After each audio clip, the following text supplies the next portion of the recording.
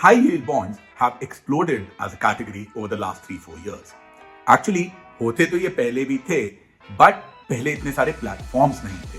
पिछले 3-4 साल में बहुत सारे प्लेटफॉर्म्स आ गए हैं जहां से कि मेरे और आप जैसे रिटेल इन्वेस्टर भी हाई यील्ड बॉन्ड्स को खरीद सकते हैं.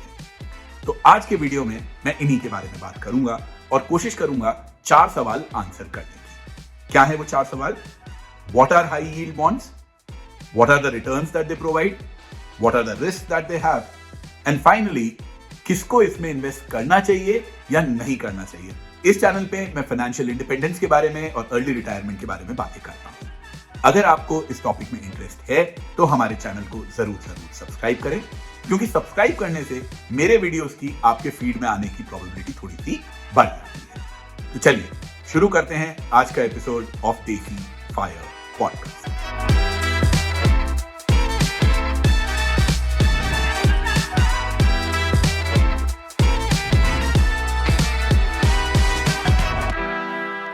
I would like to thank our sponsors InCred Money for making this video possible.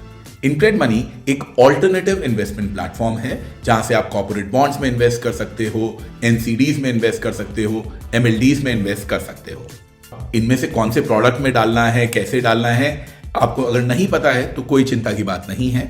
इनके यहाँ एक्सपर्ट्स अवेलेबल रहते हैं जो कि हर प्रोडक्ट की डिटेल्स आपको अच्छे से समझाएंगे. You can just go and book a call on the platform. Another thing that I like to highlight is that this is a SEBI regulated platform. You can invest in secured bonds and get 10 to 12% per annum returns.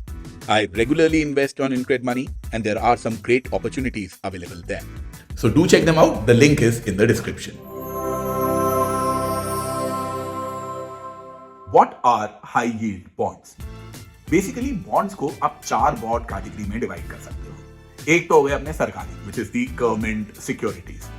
Typically ये जो government securities हैं वो आपको 7-8% के आसपास का return देती हैं. दूसरा हो गया हाई क्वालिटी बॉन्ड्स. इनकी यील्ड जो है वो 7.5 से 9% के बीच में रहती है. These are typically issued by very well known companies. मान लो रिलायंस ने इशू किया है या L&T ने इशू किया है.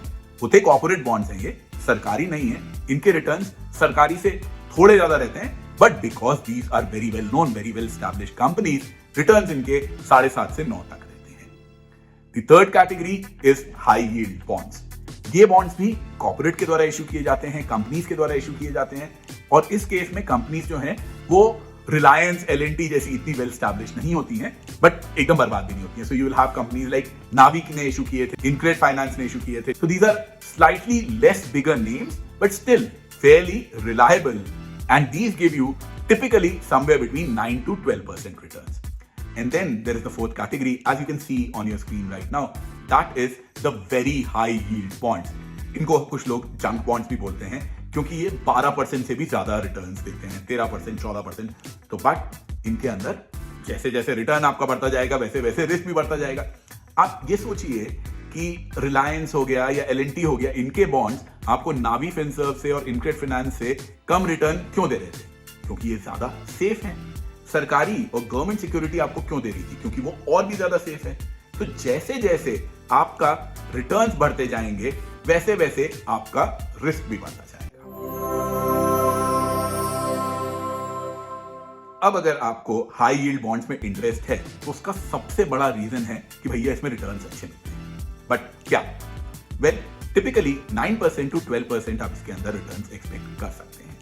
बट कुछ अच्छी चीजें हैं इन रिटर्न्स के बारे में. पहली और बहुत जरूरी चीज मेरे ओपिनियन में जो है, which is much more important than the high returns part, is the predictability of return. आपको डे 1 पे पता है, अगर उसने बोला है कि 10.5% रिटर्न आएगा तो 10.5% रिटर्न आएगा. आपको पता है कि वो बॉन्ड आपको हर 6 महीने के अंदर इतना इतना रिटर्न देगा, तो आपको हर 6 महीने के अंदर उतना उतना रिटर्न मिलेगा. सो whatever you are going to get in something like this, that becomes evident to you on day 1. जिस दिन आप खरीदते हो उस दिन ही आपको पता चल जाता है, which I believe is a very very big advantage in case of high yield bonds. And then the second point being, these returns are typically higher than the inflation value. तो इन्फ्लेशन अगर आपका जैसे 5%, 6%, 7% के आसपास चल रहा है, high yield bonds typically उससे आपको 2%, 3% ज्यादा ही कमा के देंगे. तो इन्फ्लेशन जो है बीट करना इससे आसान हो जाता है. एंड तीसरा जो रिटर्न्स के मामले में इनके फेवर में आता है वो है डाइवर्सिफिकेशन। आपके जो डेट का ही पोर्टफोलियो है वो एफडी के अंदर आपको कुछ दे रहा है, पीएफ के अंदर आपको कुछ दे रहा है, ये थोड़ा सा आप डाइवर्सिफाई कर लोगे, थोड़ा सा आप ज्यादा रिस्क ले लोगे तो आपको ज्यादा रिटर्न्स यहाँ पे मिल जाएंगे और आपको डाइवर्सिफिकेशन भी मिल जाएगा कि अच्छा हाँ मैं यहाँ का ले रहा हूँ, यहाँ का ले रहा हूँ, I am buying different types of assets. But ये जो ज्यादा रिटर्न आ रहे हैं किस वजह से आ रहे हैं? वो इसलिए आ रहे हैं क्योंकि इसके अंदर रिस्क ज्यादा है। So it is very important for us to understand what are the risks. There are three broad categories of risks which are there. पहला क्रेडिट रिस्क, दूसरा इंटरेस्ट रेट रिस्क और तीसरा लिक्विडिटी रिस्क। तीनों के बारे में हम लोग बात कर लेते हैं। क्रेडिट रिस्क का तो ये मतलब है कि भाई आपने जिस कंपनी को पैसा दिया, जिस कंसर्न को पैसा दिया, वो कंपनी आपका पैसा लेके भाग गई और पूरा का पूरा पैसा आपका डूब गया, या आपका उन्होंने खाली प्रिंसिपल लौटा दिया और रिटर्न लौटाने से मना कर दिया, तो क्या कर लोगे? Well that is a risk which exist. But point यही है कि इसको आप जो है थोड़ा कम कर सकते हो, थोड़ा वेल नोन कंपनी में डालो। अब यार नावी है या इनक्रेड फाइनेंस है या ये सब कंपनी है, इनके डूबने के चांसेस कम है। इनका फाउंडर जो है देश छोड़ के भाग जाएगा, उसके चांसेस जो है वो कम है। हीरो नहीं बोल रहा हूं बट कम है। So that is something that you need to do. Also there are various credit rating agencies which are there. CARE है, क्रिसिल है, आइक्रा है, ये लोग अपनी जो है रेटिंग प्रोवाइड करती हैं जिससे कि पता पड़ता है कि ये इन्वेस्टमेंट ग्रेड बॉन्ड है भी या नहीं। आई अग्री, इनके ऊपर आप ब्लाइंडली पूरा भरोसा नहीं कर सकते हो, but something is better than nothing. They give you a certain indication कि भाई इनका क्या सीन है या क्या नहीं है।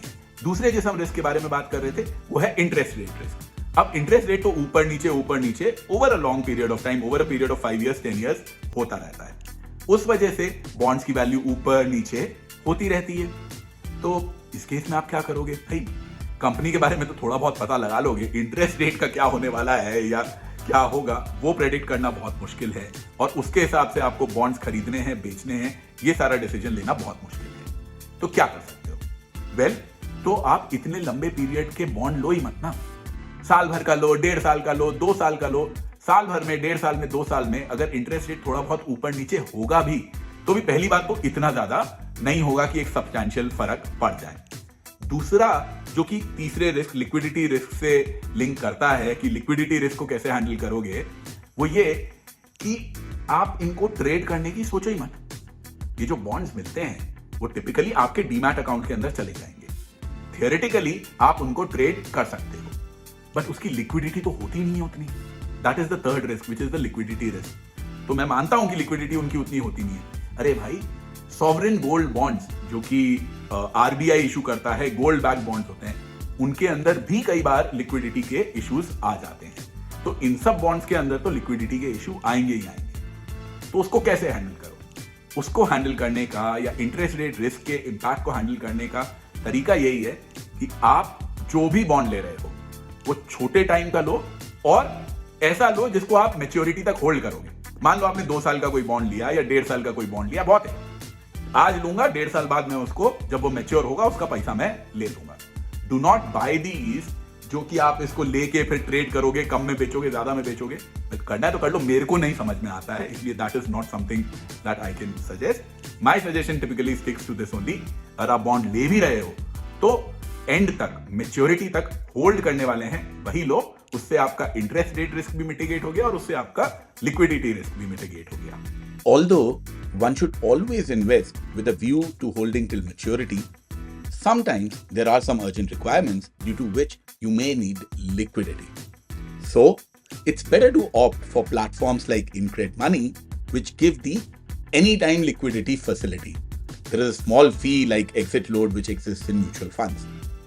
This feature is just like an airbag in your car. You hope you don't want to need it, but it is always better to have it by your side. And then comes the final question, should you invest in high yield bonds? तो अगर आप उन लोगों में से हो जो कि हाई यील्ड बॉन्ड्स इसलिए ले रहे हो कि आपका पोर्टफोलियो, रादर आपका जो डेट वाला पोर्टफोलियो है वो थोड़ा सा डाइवर्सिफाई हो जाएगा। अभी आपके पास में सिर्फ एफडीज हैं, सिर्फ पीएफ है, सिर्फ डेट फंड्स हैं, तो भाई थोड़े से आप हाई यील्ड बॉन्ड्स ले सकते हो। दूसरा, आपका जो डेट कॉर्पस है वो सब्सटैंशियली बड़ा होना चाहिए। मान लो अगर आप ऐसे केस में आते हो कि आपके पास में डेट में सिर्फ वही इन्वेस्टमेंट्स हैं जो कि आपको इमरजेंसी फंड के लिए चाहिए। अगर आपका इमरजेंसी फंड का पैसा है तो उसको कभी भी हाई यील्ड बॉन्ड में नहीं डालना है। अगर आप हाई यील्ड बॉन्ड्स को इसलिए ले रहे हो कि नहीं, इस तरीके से मैं इन्फ्लेशन को बीट कर दूंगा और मेरा लॉन्ग टर्म का प्लान यही है, भैया मैं सारा पैसा हाई यील्ड बॉन्ड में डाल देता हूं, उनके रिटर्न्स आते रहेंगे, उससे मैं खाता रहूंगा और वो इन्फ्लेशन को बीट करते रहेंगे। नहीं, ये भी आपका मेन गोल नहीं होना चाहिए। अगर आपका मेन गोल है इन्फ्लेशन को बीट करना ओवर द लॉन्ग टर्म, तो आपके लिए हाई यील्ड बॉन्ड प्रोडक्ट नहीं है, आपके लिए इक्विटी प्रोडक्ट है। तो किसके लिए है ये?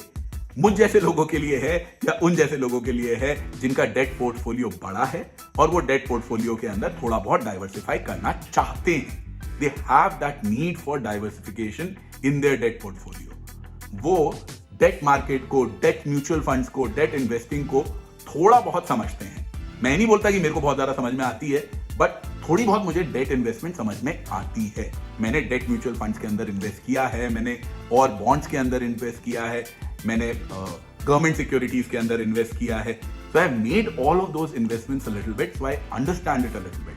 So if you are in that category, you understand it a little bit. If you are in that category, you're looking for diversification, you should invest. If you are looking at it purely from a high return perspective, from the perspective of beating inflation, from the perspective of a place to park your emergency funds, then no, you should not invest in high yield bonds. उम्मीद करता हूं इस video से आपको high yield bonds के बारे में और डेट इन्वेस्टमेंट्स के बारे में थोड़ा बहुत ज्ञान मिला होगा। अगर आपको ये वीडियो अच्छा लगा तो प्लीज इसे लाइक करें और हमारे चैनल को सब्सक्राइब जरूर करें। इस वीडियो के डिस्क्रिप्शन के अंदर मैंने हमारे एक व्हाट्सएप ग्रुप का लिंक डाला है जिसे कि आप ज्वाइन कर सकते हैं। और हाँ, हमारे आज के स्पॉन्सर्स इनट्रेड मनी का लिंक भी आपको इस वीडियो के डिस्क्रिप्शन में मिल जाएगा। चलिए आज के लिए इतना ही। Hope I have earned the privilege of your time. Thank you. Investments in debt securities, municipal debt securities, securitized debt instruments are subject to risks, including delay and/or default in payment. Read all the offer-related documents carefully.